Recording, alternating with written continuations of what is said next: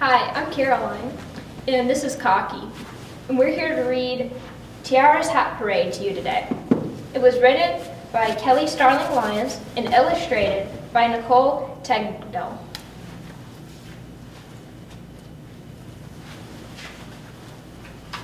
Tiara's Hat Parade. Some people say that I have a knack for storytelling. Well, my mama has the gift of making hats. Ladies came from all over to get a Tracy Rose millinery creation. I was her help and the best hat model around. Hold your head high, Tiara, Mama would say as she slid her Sunny Day Special on my head. Tangerine with gold feathers fanning out. I felt like a bird showing off its colors. Now strut. That's right, baby. Show them how it's done. I would sashay around her studio, and the ladies would clap and shout, "Go on, girl!" Their laughter jingled like silver charms.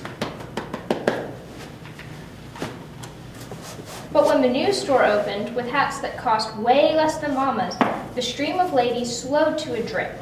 I waited in the living room window with a smile, ready to dazzle. Day after day, nobody came at all. "We can't eat dreams," Mama said one afternoon, sighing. "That store can afford to sell hats cheaper than I can." Daddy and I helped Mama pack away her fabric, feathers, beads, sequins, ribbons, and buttons. Then came the hardest part, tucking her hats into boxes. Daddy hugged Mama. "I can work extra hours," he said. "Don't worry, we'll be okay." That day, Mama closed her studio for good. Now, no one goes into that room. It just sits at the back of our house, quiet and lonely. When my school had a job opening, Mama went back to what she did before, teaching art. "Can we make a new hat after school?" I asked one morning. "You have homework," she said. "I have work to do too." "But you're always busy. Let's talk about something else," she said, her voice sharp as a hat pin. Then it was hushed as a feather, something happy. Every day I walked through the house, I passed her studio. One Saturday, when she was out and Daddy wasn't looking, I gently opened the door. It groaned softly like someone slowly waking from a nap. And I was in. I saw Mama's hat stands, silent as soldiers standing guard. I reached for the hat box and trembled as I raised the lid. Inside was Mama's purple pride. I slid it on and felt a smile rise up in my heart. I jumped when I lifted the brim and saw her staring from the doorway. "This was something special," she whispered. "Can it be again?" I asked. "Not now, sweetie," Mama said. "Just put the hat away and come on out. I told you to stay out of here." I held back tears, but did as Mama said, tucking the purple pride back into its bed. She put her arm around my shoulder. Then she locked the door behind us. But the next day at recess, I thought about Mama's hats. I pictured them as we drove home. At dinner time, I slipped in a silent prayer after grace. "Amen, and please help Mama make her hats again."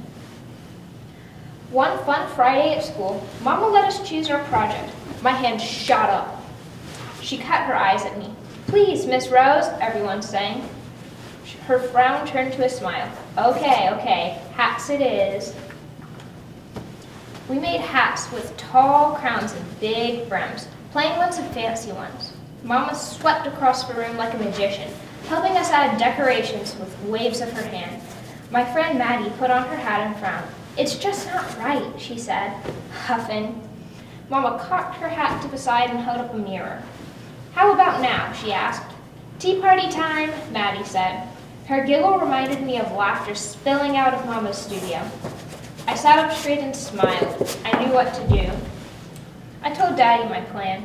"That's a real good idea, baby girl," he said, smiling. We checked with the principal. Daddy got the address. And I got busy.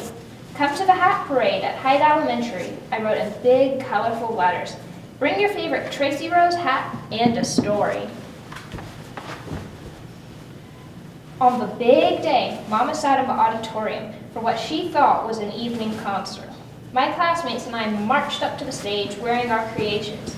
Then came the hat ladies. They winked at Mama and paraded to the front. This says Hyde Elementary Celebration.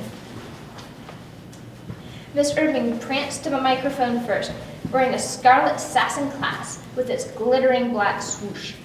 You made this for me to wear to the opening of the Ebony Fashion Fair exhibit. I looked sharp, and I knew it. Miss Ball strutted up next, wearing the emerald I'm telling you.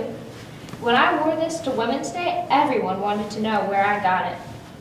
Remember this? Miss Coleman twirled in Mama's silver showstopper. I was so nervous when I won that big award. You said, with this on, jitters don't stand a chance. One after another, they shared stories. Then I stepped up and pulled out what I made. This is for you, Mama, a better day's bonnet. You made the sun shine with your hats. Maybe this will do the same for you. I laid it on her head like a crown. Mama's eyes gleamed like morning dew. That's all right, the hat ladies shouted.